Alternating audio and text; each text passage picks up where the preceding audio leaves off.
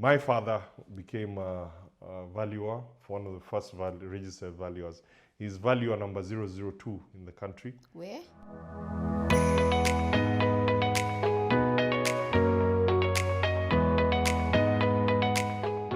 When I interviewed a conveyancing lawyer in my last video, she taught us that part of proper due diligence while buying a property in Nairobi or in Kenya in general is making sure that you meet the developer and you do a proper background check on them. So today, we're going to talk to the developer who's behind the Race Course Gardens apartments on Ngong Road. He's going to teach us how to build wealth while investing in real estate in Kenya, and also to tell us what methods we can use to acquire one of the properties at Race Course Gardens. Mr. Moshiri. Yes. Habari yako? Mzuri sana. Welcome to the Wealth Tribe. So why architecture as a career and not mwalimu wa maths? Actually, I wanted to be a musician. Okay. Then what happened? Sauti bwana. And then in our time, being a musician was the same as telling your mom that you wanted to become a makanga. Yes. Yeah? It was not, they didn't view it as a career. It was not a career. Yes. And it goes to say back to saying what you are saying, that I'm sure when you tell your folks that you are an influencer, they start wondering what on earth you're influencing. Yes, yeah? yes. So architecture for me was a way of expressing myself in the built form. I like working with things. I thought I wanted to become an engineer until I realized that there was somebody who had the creative edge on top of the engineering edge. Okay. Yeah? Then my DNA, my family, we come from a long line of builders. Okay. My grandfather he was a carpenter. He used to build all sorts of things with his hands, and we'd go and sit down with him and put things together. My father became a valuer, one of the first registered valuers. He's valuer number 002 in the country. Where? So all that blood, I think, has come to me when we'd go to buildings and we are looking at them. I think that has come. And what I love is going to see that how the buildings come together and how even people go and live in a building and it becomes a living thing. Yes. It becomes now, Race Course is not just the building, Yes. it is the people who live within the whole place, and it's become a community. Those are the things which make me happy about doing Being what I an do. architect. Yes. Yes. And have you made peace with the fact that you're not a musician? I think I'm too old now to go and start trying to be Sauti Soul. Really? Yes. But you told it's never too late. Huh? Nah.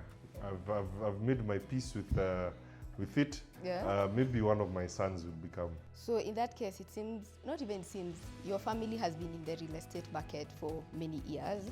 What have you learned about the real estate market in Kenya, or investing in real estate, both from your parents and from your own experience?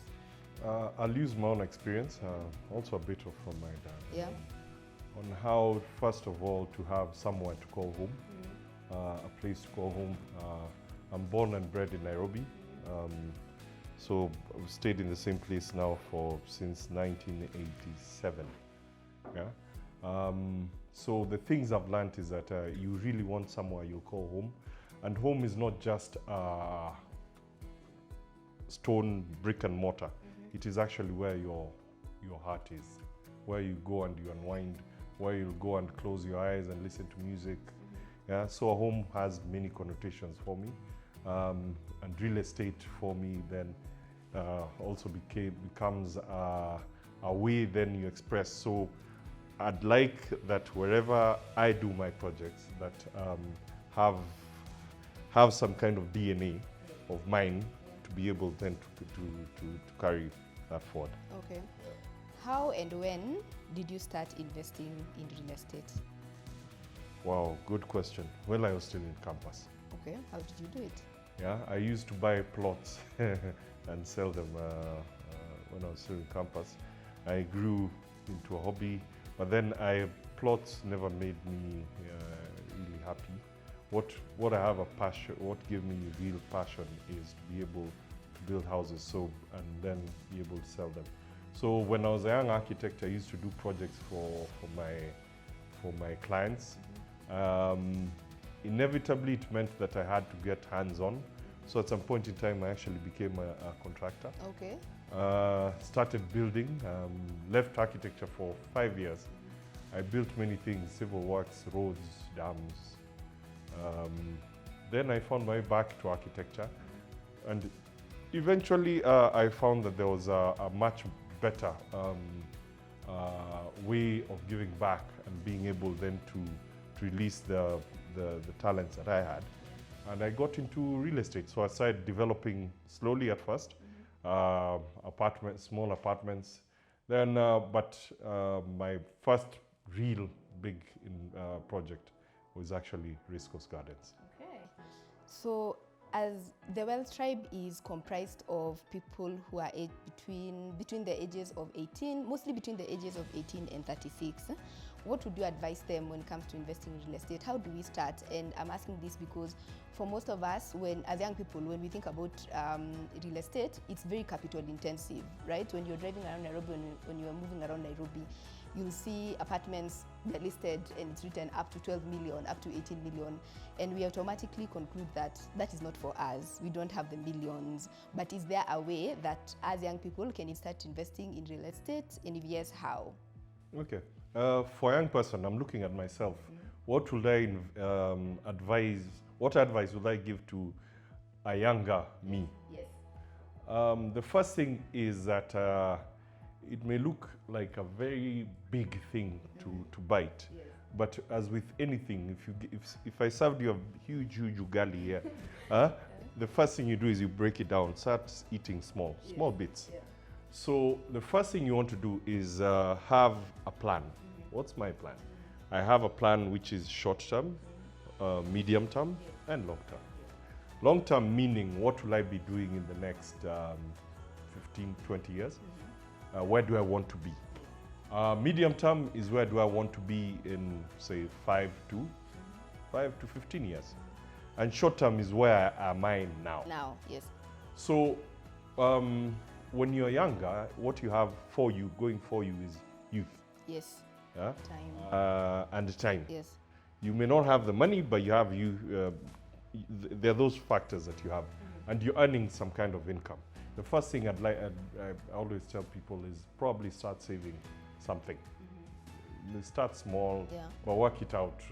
I know people who are saving up to 30%. Yes. Put that aside. Start building it on some kind. So it gives you a foundation. Haba na haba. Yes. Yeah. So that's what.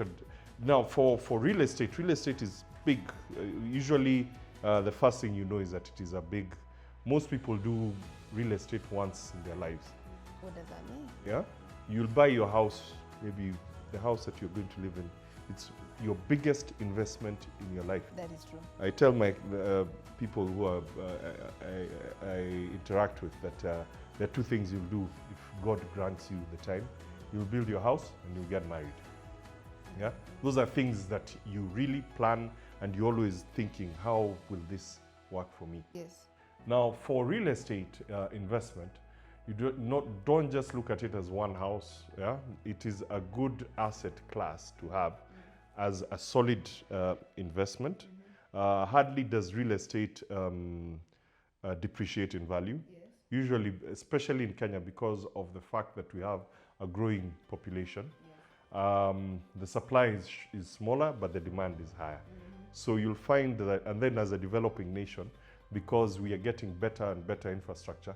For example, at Race Course Gardens, when we started, the Ngong Road was a single road. It is now a dual carriageway. Yeah. Yes. All the neighbors there, it was ilikuwa kijiji. Yeah. And now we did a tarmac road there. There's water, there's sewer. So the whole area has changed. Yeah. So what happens when the whole area changes? Your value also correspondingly goes higher. So it's something that as a young person, if you put your money in real estate and you've thought about the place in another 5 years, the plans are always there. If you dig deeper, you'll find that there's a plan for for Ruai. There is a plan for, you can go to the Metropolitan Authority, you'll find a lot of info. So if you get a lot of info, you invest there and then you wait. So it's a long term. Then there's always funding for, if you again search deeper, build up your savings, and then you're able to put these savings to as a seed capital to start this thing off. Okay. There are lots of mortgage facilities which you're then able to get. And if you plan it properly on your medium to long term, then real estate can really becomes a retirement plan, number one. Yes. And number two, plan for your kids. Education plan. What do you want to bequeath your kids, for example, when they finish campus, when they just get married and start their family? Yeah, it becomes a very good way of doing it if you start thinking about it when you're still younger. Yeah. It's a long-term game. Yes. Okay. Yes. Before we get into the details about Race Course Gardens, now that you have so many years of investing in real estate, are there any mistakes that you made along the way, or yes, and you'd like to highlight them so that we don't get into the same problem? Yes. Yeah. Number one is over leveraging. Okay. What does that mean? Over leveraging means that yes, the bank is ready to give you money. Try as much as possible to have your own skin in the game. So instead of taking 100% loan, put even 10%. Yeah. Then actively look at how then you are able to get much more. So you start paying off your loans earlier. Yeah. Don't wait, because it becomes a bigger and bigger problem as time goes on. Yeah. Then the other mistake is failing to understand the whole landscape. A lot of times you'll think that you know a lot of things. Yes. And then you go there and find. So get experts all the time. Even me as an architect, I was learning new things as I was on the ground. Yes. How to go and get a bargain, for example, on tiles. How to go and get a new technique of doing something as basic as fixing a door or a new type of paint. Yeah. It's so keep yourself fresh, keep yourself educated, and always be on top of the curve, so that your way of managing your risk is that you're coming from a very informed background. Yes, and in case you're not informed, ask a professional. Yes. Okay. Yes. You said that Race Course Gardens, yes, you had invested in other forms of real estate like land, but you mentioned that Race Course Gardens is your biggest project, right? So maybe you can tell us the story of how big is it and how did it start? What's the story of Race Course Gardens? Wow, how big? 464 units. There's a school, there's a commercial center, Yes. and there's a swimming pool. How did all this start? A lot of us went and lived in servants' quarters immediately after campus, in the servants' quarters, or you went to live Lianza Maisha Kayole, or in a single room. And in this place, a lot of your freedoms were curtailed. You couldn't come home late. You could not cook using electricity, because if you use power, then the bills will go up and somebody will come knock on your door. You could not receive visitors beyond a certain time. Yeah. So we started thinking, how can we change how the young guys are housed? And we started off a product with Cooperative Bank. It was called First Home. Okay. So when we were looking at first-time home owners, so immediately you come from campus, you don't want to go and so what do we want to give you?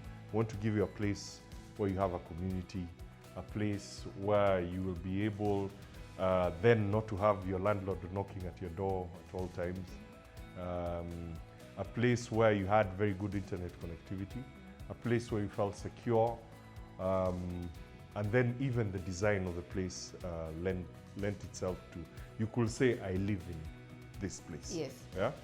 Yeah. So we started then by putting all these ideas together, and we started learning also a few things about how we used to put up houses before and how they're put up today. Before, I'll tell you a quick, small example of how, if you wanted to get any information, when I was growing up, you needed to go to get these big fat encyclopedias, Encyclopedia Britannica, and every house, middle income, many houses had a whole section in the house which had these big fat books. Today, the same information, if I want it, it's in my pocket. I'll remove and Google something. And there are so many other small things that have, and we needed big space. Also how we grew up, how we were socialized. There are always 3-4 relatives in the house. Today we live very differently. So you need a much smaller space. And then you're living in this smaller space and you're always traveling, so your weekends are always finding you outside. And we looked at all these things and brought them together in a product. And so we gave people at least a place where you have a dignified place of your own. Then we went into the design so that all our units have big windows. So there's always fresh air, there's always natural lighting. Things like those. Then you could always meet, if you're meeting with your friends, there's a rooftop garden there where you can go and talk politics or strum your guitar, have a debate. So there are all those things we put together, and we put it together in this project that we called Race Course Gardens. Okay. All right. So is this a completed development or is this a dream? Complete. It has been open since 2018. We have at least 90% of the units are occupied today as we speak. And we're happy to say that at least we have met a lot of the promises that we gave to the people. Okay, so the units are ready to buy? Ready to buy. If I wanted to buy one today, what do I need to do? Number one, come visit the place. A lot of what we got, we came online in 2018. The first people who started moved in 2018. The population has steadily grown. And indeed, we found that we got the demographic we were looking for. A lot of the people who are living there, unfortunately because of COVID and everything, ended up renting the units. So we want to go back to our original premise. And we want the guys to actually own the houses. So we've gone back to Cooperative Bank and we've partnered, and we told them, look, your mortgage is unaffordable, it has too much. And they have configured a product for us. It's called Nyumba, bila, kiulizo, which has a few very good points for somebody who wants to buy a house within Racecourse. And these things, so the first guys you're targeting are the people who are renting units in Racecourse. And what we want them to do is then to rent to own. Which changes the whole dynamic about how then you're able to live within Racecourse Gardens. Okay, so Nyumba, bila, kiulizo. So is this, because you said it's a product offered by the Cooperative Bank of Kenya. So is this product only availed to the Cooperative Bank of Kenya customers, or is it open to anyone? It's open to anyone, but of course once you start engaging with them, you will have to open an account with them so that they're able then to, you're able to transact on a platform where everybody has sight of. But what does it have? Number one is that you'll be able to get a response within 48 hours. Once you apply, give them all the documentation, you're able then to get feedback very quickly. Number two, they're giving you 100% funding. 100%, just a small ride on that. The 100% is on the purchase of the house. You need, there are always some closing costs when you're buying a house. Primarily it is for paying to third parties. You pay stamp duty, you pay lawyers, you pay, right now there's something they're called geospatial. There's a new law which has come that defines a house. So you'll be able to get a title, subsection of title, for your house on the third floor. So you need to pay for those things upfront. But some, like stamp duty, you pay towards the end of the transaction. Yeah, but and they usually come to about 10% of the cost of the house. Yeah. So number 3, the rate for Nyumba bila kiulizo is 9.9%. This, of course, is single digit. What does that mean? Most other people are offering mortgages. If you walk today to any bank, commercial bank, and get a commercial bank interest, it is starting at 14%, and some go all the way till 21%. So we are half of what most people are offering. What does this do to on your bottom line? Yes. On your bottom line, it means that you are actually now able to match what you're paying in rent versus what you're paying for in mortgage for your own house. Yes. Yeah? Yeah. The other thing about it is that Nyumba bila kiulizo, of course, as with most mortgages, it gives you a life insurance. Yeah? So you pay some life insurance amount, which takes care of you that in the instance of your incapacitation or demise, if you're hit by a lorry or you get an accident. Yes. Yeah? Yeah. What happens is that that unit does not now go back. If you're living in a rented house, that's the end of it. Yes. But in your own house, you actually now, the house becomes, if you have children, it becomes their house. Yeah. So this is ingrained on the mortgage. Okay. The other thing about it is that it is a fixed mortgage. Okay. Most mortgages are variable rates. So tomorrow, if there's high inflation, your mortgage goes higher. So controlling how much you're paying, you're not then able to really plan long term, especially in times of uncertainty like we have today. Yeah. So you'll find, say, I was paying 30,000, and tomorrow your bank writes to you and tells you from tomorrow you start paying 35,000. Yes. Yes. The other good thing about it is that you'll be able then to do lump sum payments. If you get a bonus from your place of work, you can come and offset and reduce your principal, which also then reduces the amount that you're paying every month. Yeah. Okay. Although I have been in instances, I've seen instances from my buyers where they keep the amount same, but they reduce the principal. So what it means is that you end up paying your loan faster than was anticipated. And there are many other things I can talk about a good mortgage scheme, but this is a mortgage scheme which is tailored for a young guy. Yes. Yeah.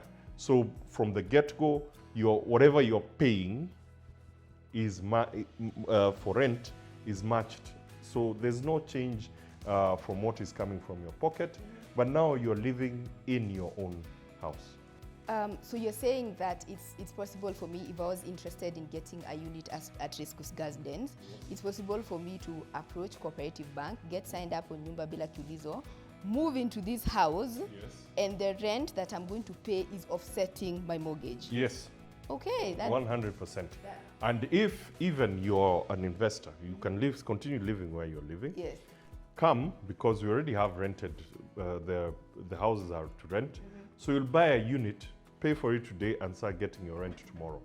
So you increase your portfolio. This is good for people like chamas or people who are looking at things a bit more long term. So at the end of the day, I have some spare bonus. I come, I buy it. Yeah. Instead of buying a plot in Kamulu, which has no cash flow. It has no cash flow. In fact, it is negative because you have to keep on going there to check that it's not been invaded. Somebody has not come to grab. So you have this unit which is giving you returns. You're not really going back to your pocket again. But after your 10 years, it is yours. It is now giving you positive cash flow. Yeah. Is this what you're describing? If I'm an investor, get a unit, and then I'll immediately get a tenant, will I be involved in the management of this unit? No, that's the beauty of it. We have a very good management company. They collect on your behalf. Okay. So there's no one calling you that there's a problem. There's no one calling you. You don't have to chase them that you haven't paid. Yeah. What will happen with the management company? That your money is coming in every 5th of the month. Okay. Yes.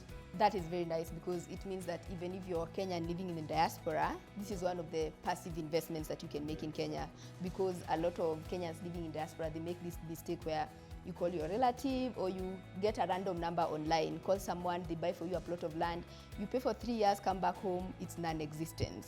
Which is also another problem with off-plan housing when it comes to Kenya's diaspora. So you're showing us as well tribers that the minute we buy into Race Course Gardens, we immediately start making our income and there are no stories in between. Immediately. Okay. Yeah, come as a diaspora. We have quite a number of diaspora buyers as things stand today. Yes. A few of them run their units on short-term rentals. So whenever their friends are coming from the US, they tell them, go stay in my place. Yeah? Yes. So they furnish a place, all good. And then they know, I mean, most people who are working in diaspora are there for a finite period of time. Yes. So you know that the day your contract finishes, you have somewhere to come and live in. But in the interim, what is it doing for you? It is also earning for you, generating income. And how do you remit that rent to people living in diaspora, for example? Most people have their own accounts here.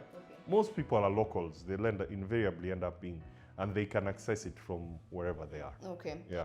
Although we have had instances where actually then it is remitted to a foreign bank account. Okay. So you've mentioned, seeing that this mortgage is one of the cheapest mortgages available at 9.9%, does this also give investors a tax relief? Yeah. It's something which most people don't understand about mortgage. Okay. When you're making your returns at the end of the year, there's actually somewhere where you get a mortgage relief. Okay. However much you have been paying, you go and declare it, and it is, is it a credit or a debit?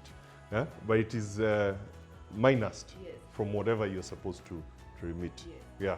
It is a way of government trying to encourage your investment into your own home. Yes. Yeah. Yeah, exactly. It's a way of the government, even if we have a very bad relationship with KRA and the government in general, it's at least one of the incentives to encourage young people to own at least their first home. Yes. Okay. Yes. When I was having a conversation with you earlier, you were explaining how the life insurance, because again, apart from having a very interesting relationship with KRA, a lot of Kenyans don't understand how life insurance works. Maybe you could help us understand what is the relationship between life insurance and getting a mortgage, how is it beneficial to me? Why do you want to get life insurance over a period of time when you have, in fact, life insurance is one of the things that really ask anyone to invest in. It makes sure that your dependents their lifestyle does not change in the instance that you're not there. Yes. And it's something, when you look at it overall, how much you're paying for it annually, vis-a-vis how much you're earning, it's a no-brainer. Yes. And a lot of life insurance schemes also even give you that thing for last expense. So in the instance of your demise, we are not coming to Changa for your funeral and things like those. Yes. But that notwithstanding, number one, for you as a person, you have invested all this money and you've paid your mortgage religiously for 3, 4, 5 years. Yeah, and then you don't want somebody now. You even in the instance of incapacitation, you're hit and you can't work anymore. Yes. How you don't want then that your hard-earned investment is just going to be taken up by the bank. Yes. Yeah. Yes. So it's a way of curtailing that your rights, then your successors or yourself, you get the unit itself in the instance that something happens to you.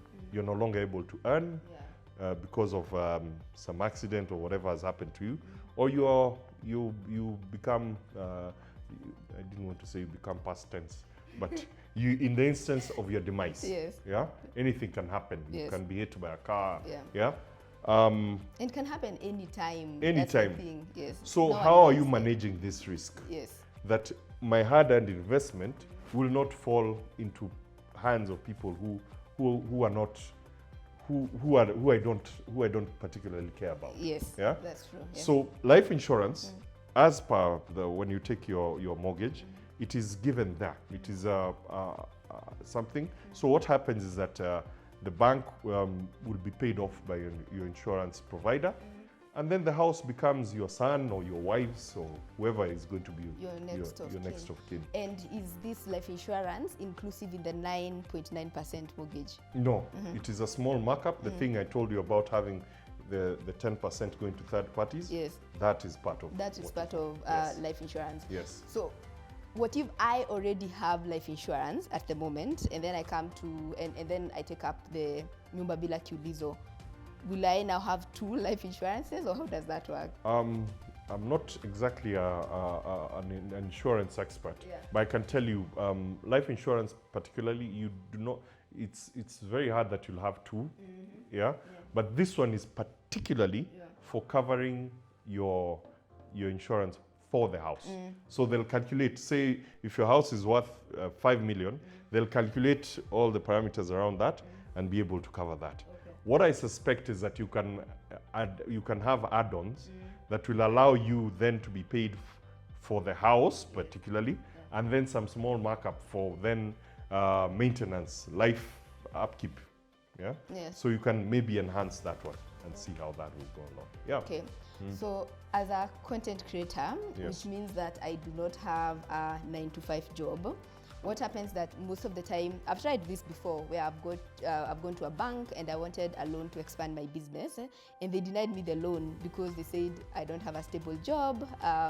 Like I don't have a job. According to them, they don't recognize content creation as a job, so they think that I'll not be able to honor that loan. So this Nyumba, bila, kiulizo, does it include us who don't have official jobs? Are we included? Can we get an apartment? I'll tell you, life is always evolving.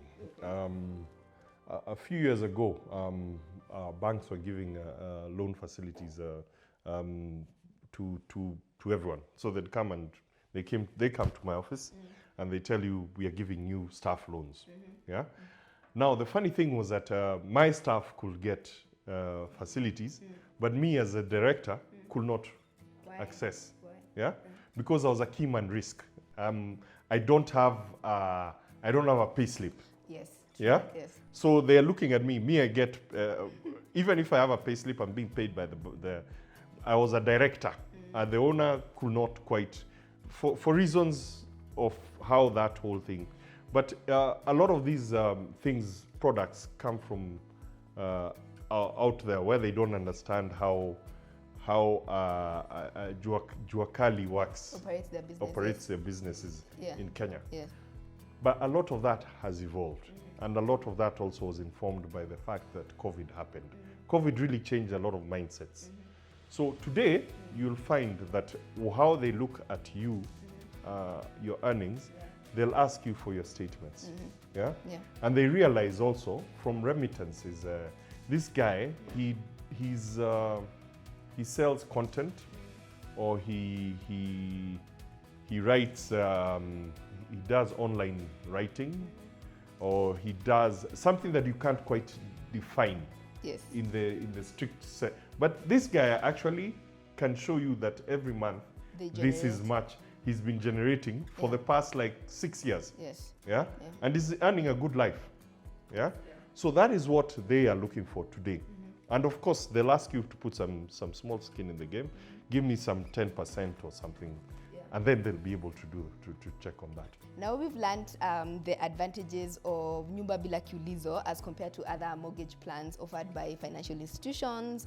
Now let's go back to the conversation about Race Course Gardens. You say that when people are working, when you have your first job, you live in, sometimes bed sitters that do not support the kind of lifestyle a young person, a dignified lifestyle, a young person would like to have. So what else is there at Race Course Gardens? Why should I consider buying and even moving to Race Course Gardens as a tenant? Yeah. There's a lot.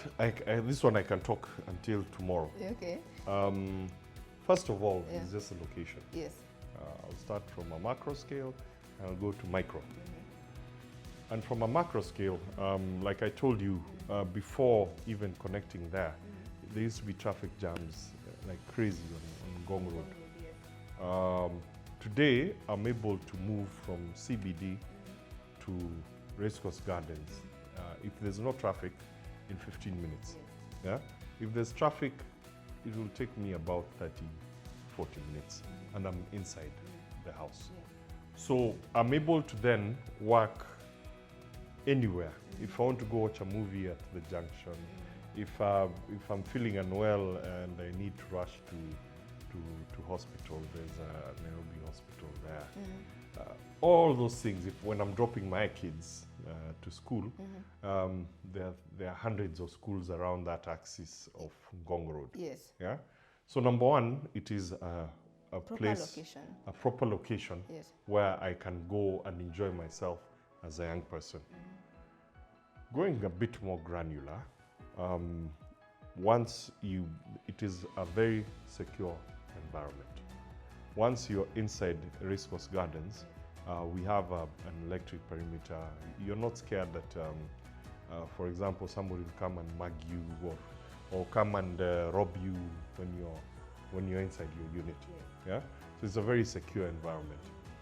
Then the other thing we also wanted to do, by virtue of the architecture, by virtue of how we've placed everything together, it's a community. Yes.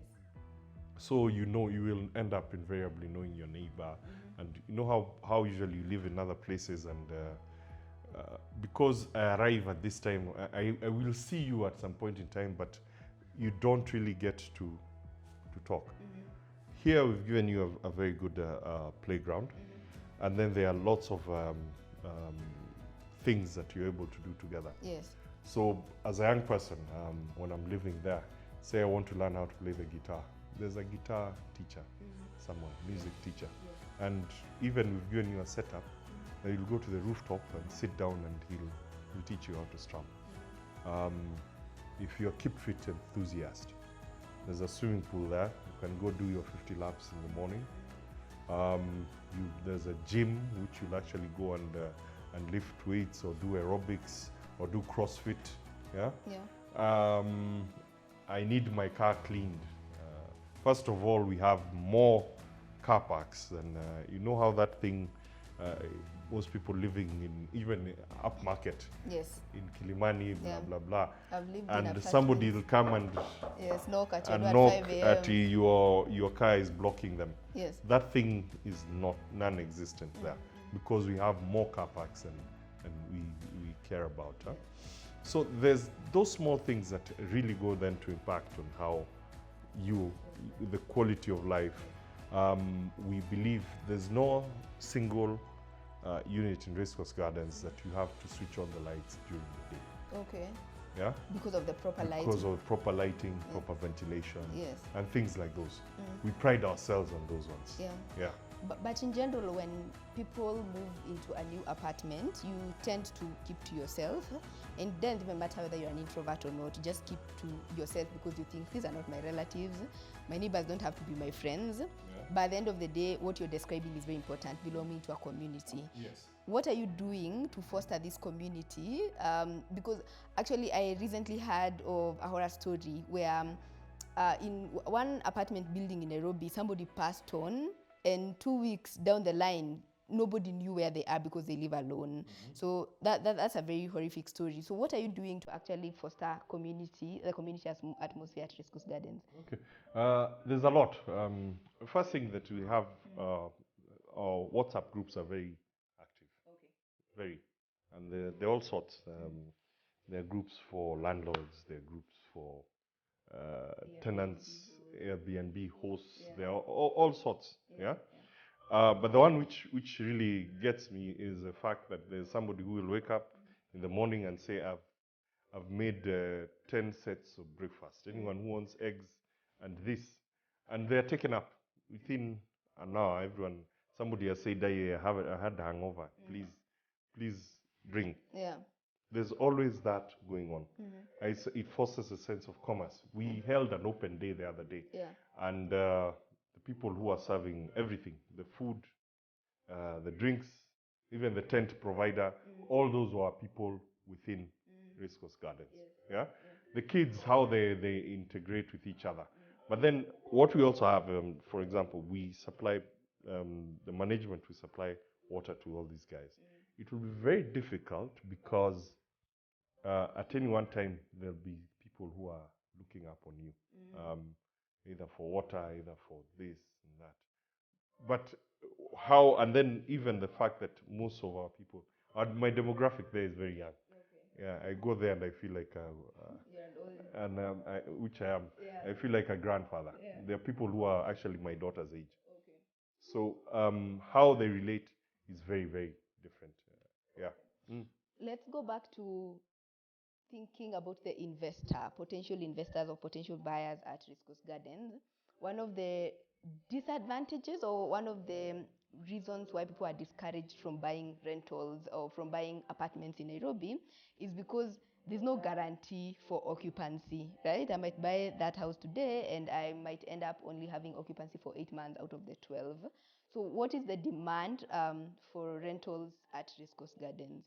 At Riscos Gardens, we have, there are very few ticks which you need to put in a place when you want people to really move in and stay.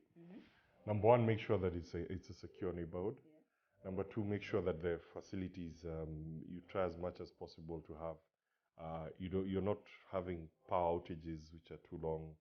You make sure that they have water. You make sure that they have, and then even the facilities you have around. We have a school, for example. So for somebody who is, say, a single mom, single father. You have a school inside Inside Riscos Gardens with a daycare. So in the morning, I don't need a house help. In the morning, I go and take my daughter, son, to the school, and I go to work. And I'll come back, and they have been fed, they have played, they have learned, and I pick them in the evening and we go home. So there are those small things which we are able then to give. So for the people who live there, they like, it is a good neighborhood. So that first you put a tick on. So you're not then going to struggle when somebody is moving out. There's somebody else who is moving in to the place. So you're never really going to struggle about filling up the place. And then remember, the thing also which is very, very important is that it is affordable. We are, our rents there are quite fair around the whole place. And the places which compare to us in terms of the price, then don't have the facilities which we have. So what kind of units do you have? Before the end of this video, we'll actually do a site visit, but what kind of, as a developer, what kind of units do you have? We have studios with different configurations. There are 3 different configurations for the studios. Then we have 1 bedrooms, which have 2 configurations. And we have 2 bedroom units. Primarily that is almost the same. No, there are actually 2 configurations also for the 2 bedroom.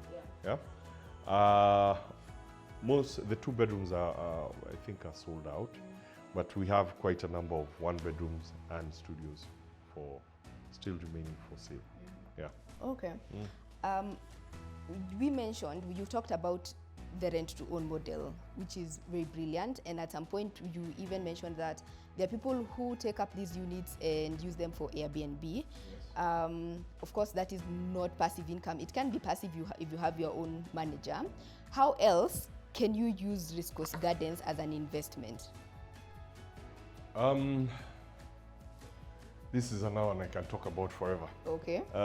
Say somebody, you get bonuses, and you still, a lot of people when they get their bonuses used to go and buy plots of land, buy acres.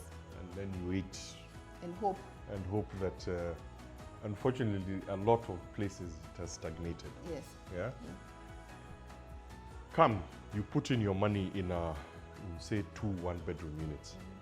Even without doing Airbnb, you're getting rental income. Now, over a period of time, the 1-bedroom units, we started by selling them at 4.2 million. In 2018? Yes. They're right now doing something like 5 million shillings. Although we have a Christmas offer, which is giving a significant discount will be coming out of that on our social media in a short while. Yeah. So first of all, you have your capital appreciation. Yeah. Secondly, you have money which is coming in. You have positive cash flow. Yeah. And then the third thing is that a lot of these things, what most people don't appreciate, is the fact that once this house you have it, you can use it as leverage.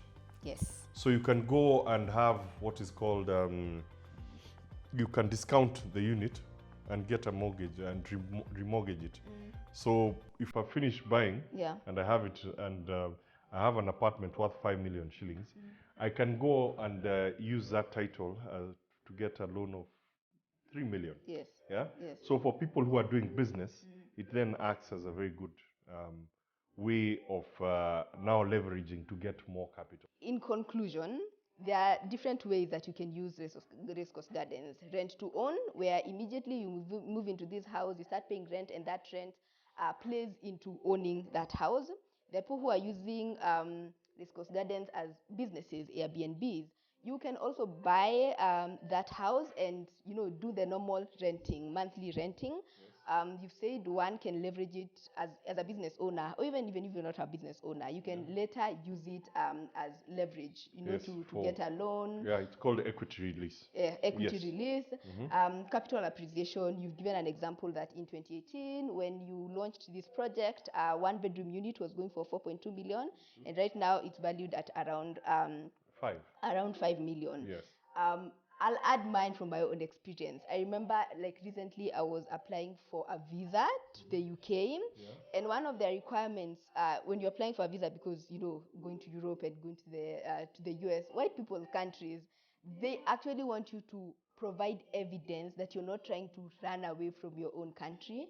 And one of the tangible reasons to prove that you actually are interested in coming back is showing that you own a physical asset. Property. Yes, property. So providing a title deed for a piece of land, or providing a title deed for a rental or for a property actually plays a better role, or increases your chances of getting that visa, as opposed to a piece of land in the middle of anywhere. Yes. So that actually matters, especially because young people nowadays, every other young person, when you interact with them and you ask them, what is one financial goal that you have? I want to travel more. So this is one of the ways that you can use our property to be able to travel more and more. Yeah, so thank you so much, Agatha. It's been a pleasure having the Wealth Tribe talking to me. Looking forward to hearing from you more often. It's a good thing you're doing. The education, one of the things I really lament about is not having a proper financial background as I started on my life journey. So I'll ask you kindly, if you may, so that you see that I'm not talking hot air, that you actually go and meet our property consultants on site, visit one of the units, and come and tell me if it was any good, if I've actually promised on what, if my promises actually are true or not. Yeah. We'll give you the feedback. If you've exaggerated, we will tell you. Hata kama ni mbaya. Hata kama ni mbaya tutakuja kuambia. Yeah. Hizo vitu hazikai poa. Yeah. Yes. Thank you very much. All right. Okay. Thank you.